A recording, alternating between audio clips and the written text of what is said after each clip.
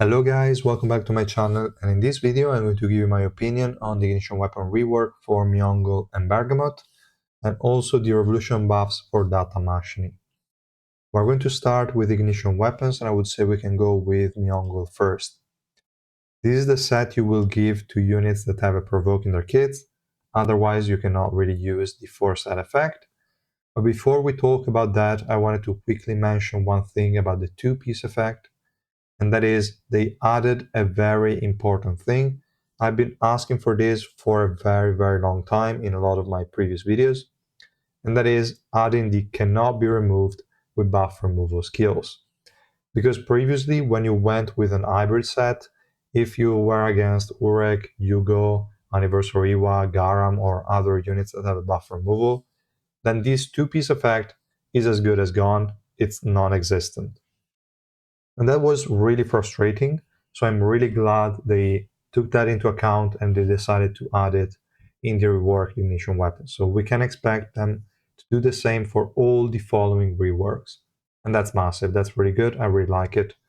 And yeah, enough about this. They did not touch the 2-piece effect in any way other than this. It's still 40% defense. So I guess we can move on to the next point. And that is the 4-piece effect. Whenever you provoke, you're going to restore HP, that's the same as before, and you get a physical and magical resistance increase buff with a maximum of 5 stacks. Again, same as before, but it did increase the value of each stack from 8% to 12%. So now it's a total of 60% instead of 40%.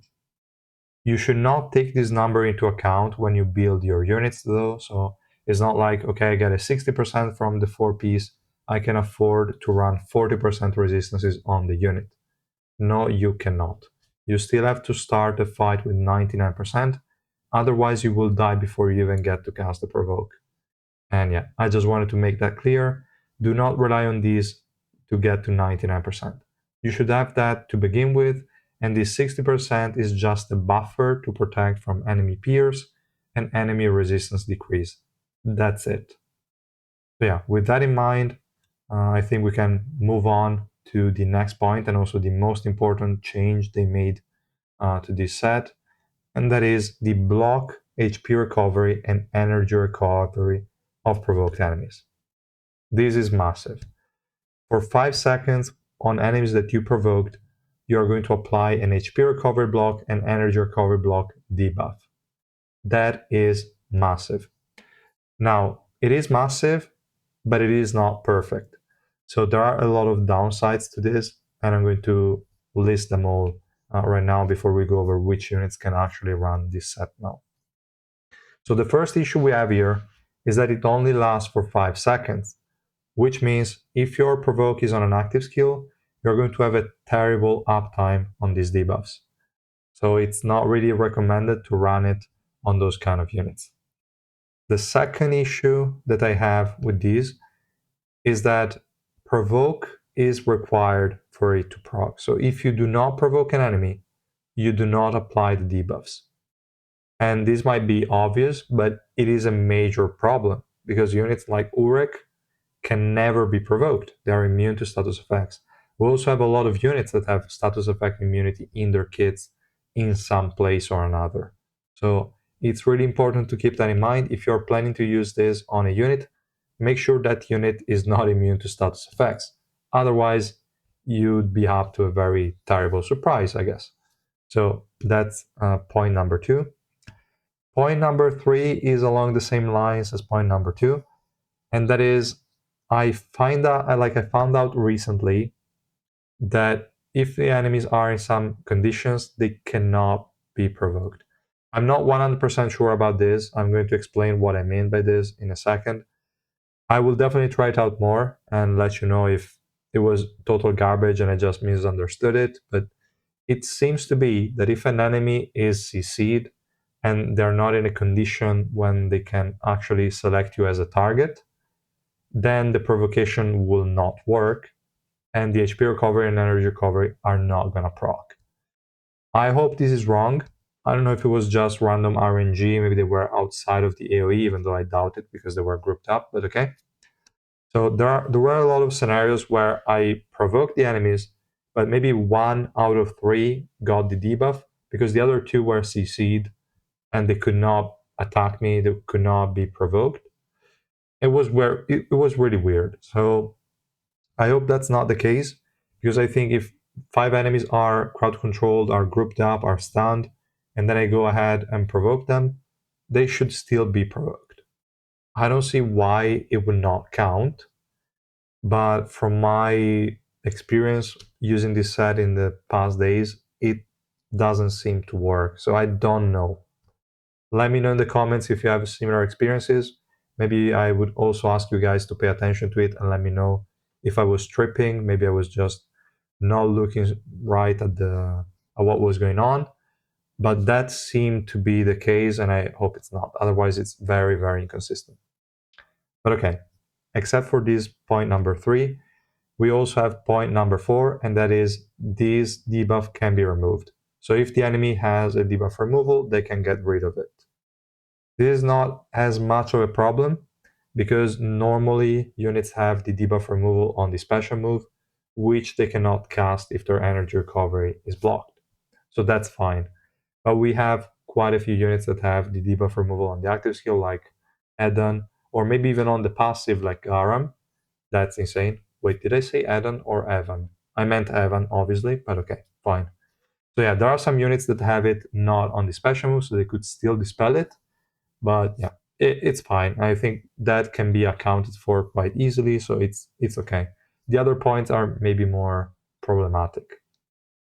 So yeah, that's all I wanted to mention on this effect.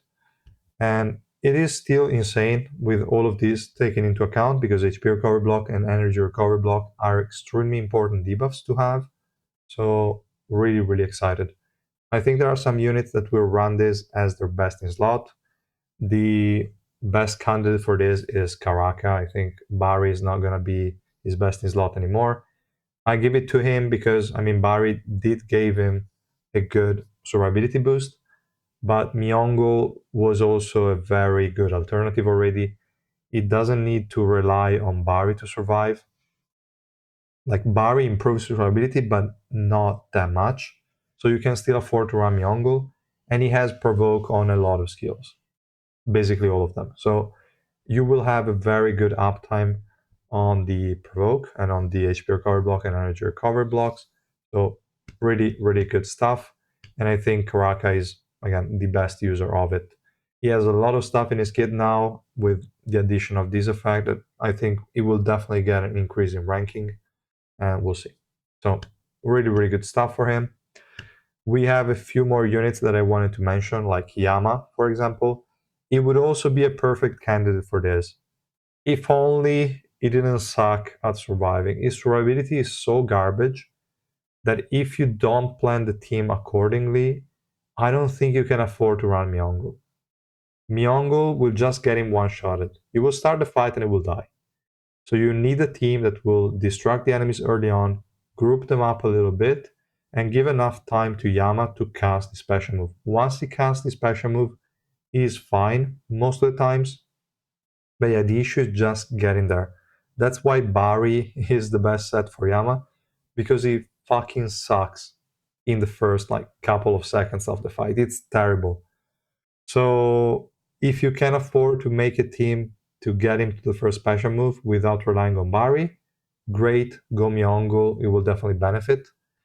Otherwise, kinda bad. So yeah, I don't think I will put Myeongwol as best in slot for Yama. I will definitely add it as an option, but I don't think I would. I will write some notes again in this page, but yeah, that's just how I feel about that. I found that really annoying, to be honest. The fact that Yama doesn't tank at all before he gets the first special move, it's crazy annoying to me. But okay. So yeah, it was the second option I wanted to mention. The third one would be regular Yuri. She has a provoke on the special move, it's AoE. The AoE is quite small, and she has a focus on the highest attack enemy, so you kind of want some grouping for it to be effective. But it is pretty decent, I would say. It's a good addition to her kit. She won't really act as a DPS, obviously, with this set on, but her utility alone is good enough. So I think she's a good candidate. She applies it very reliably, very frequently. So I'm happy about it. You don't even need to rely on a different set for survivability. She's fine with her own special move. So I think this set on her will actually work well. I don't think I will put it as the best in slot because maybe Rihanna could still be better in most scenarios. I don't know. I will think about it. Let me also know in the comments how you feel about that. But I might or might not add it as best in slot. I will definitely mention it, but I don't know about best in slot for regular Yuri. Another unit is Yasracha. Is definitely really good with it because it didn't have an insane set that really worked well with this kit. The best option would still be Barry just to protect him from random one shots, but he didn't really need it that much. Like you don't normally get him in any kind of trouble. You just need resistance build. Then with this barrier from Revolution, you will have a super tanky shield, and enemies will have a hard time killing him. So Barry was not really needed. And I think Myeongwol is a really good substitute now because his cat does provoke and it procs the HP recovery and energy recovery block. And he does that like every second for I think 5 seconds.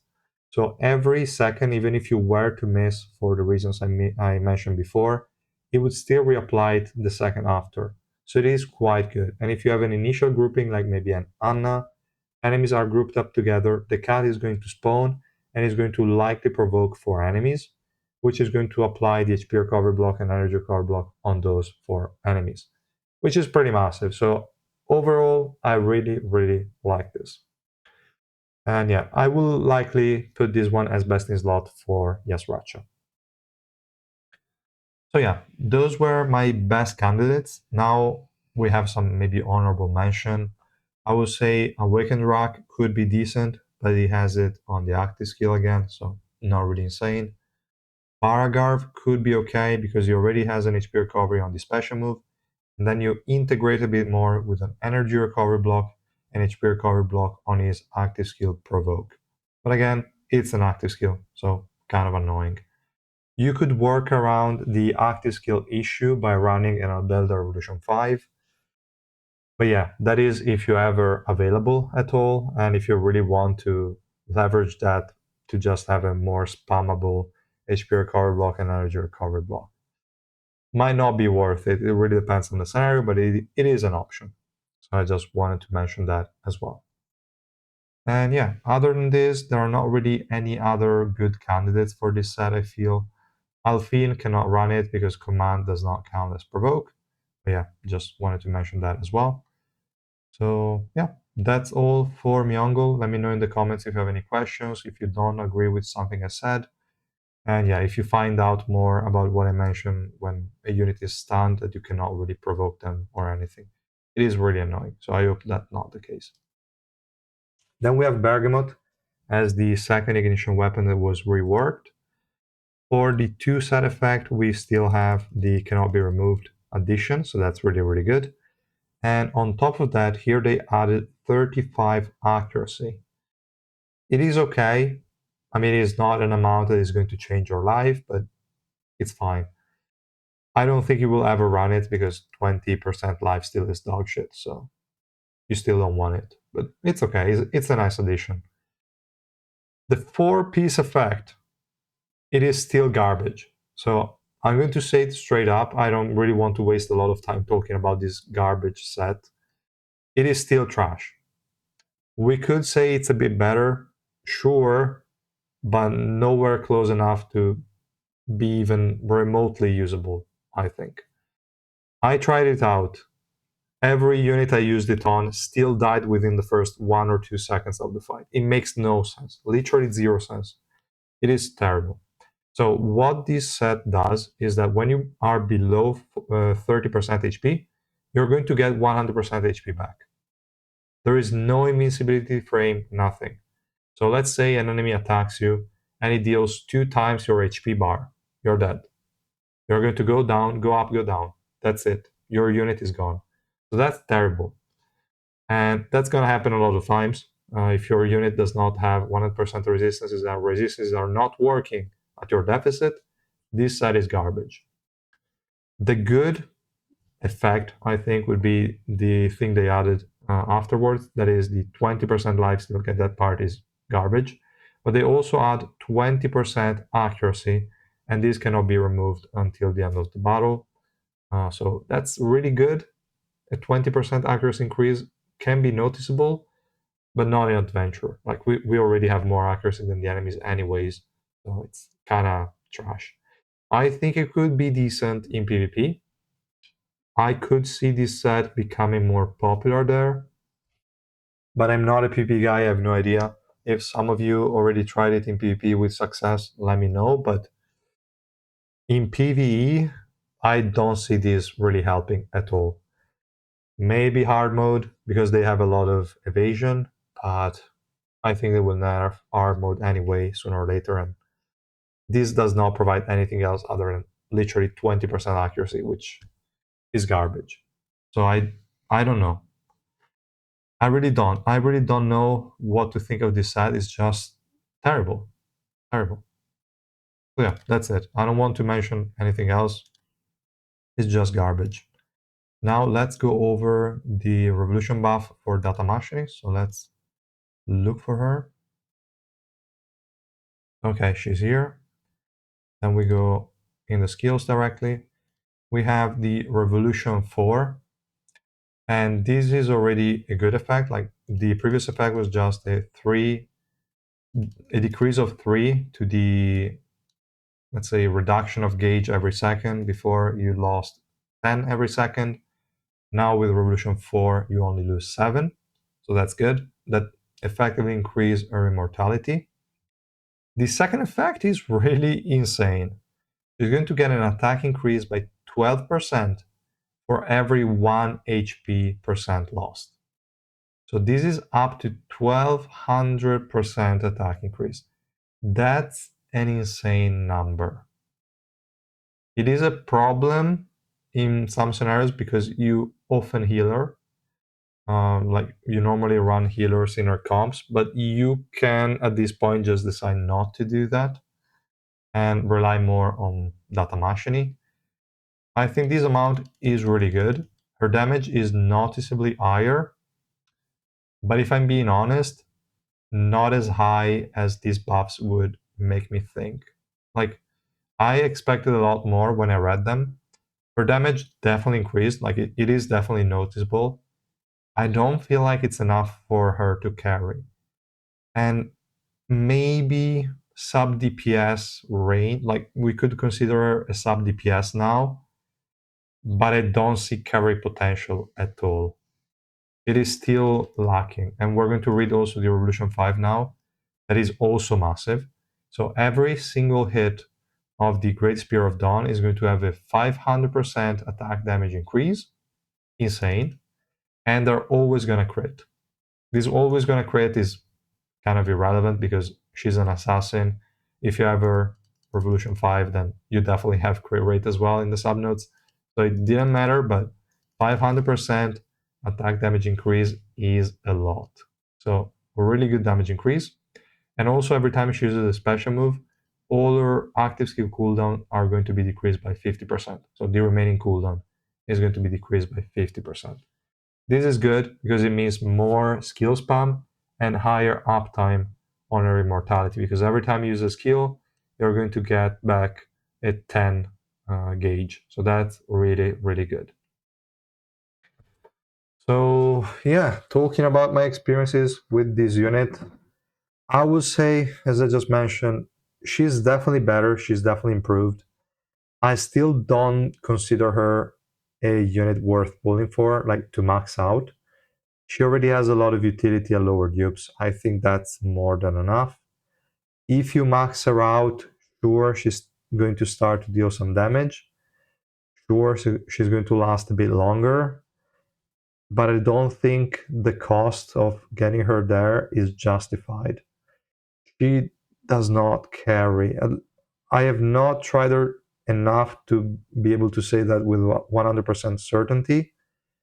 But I did try her. I also tried some comps where she was supposed to be the main DPS, so with supports focusing on her without healing her, which was also quite a challenge. To be honest, a lot of the best supports had some healing in it.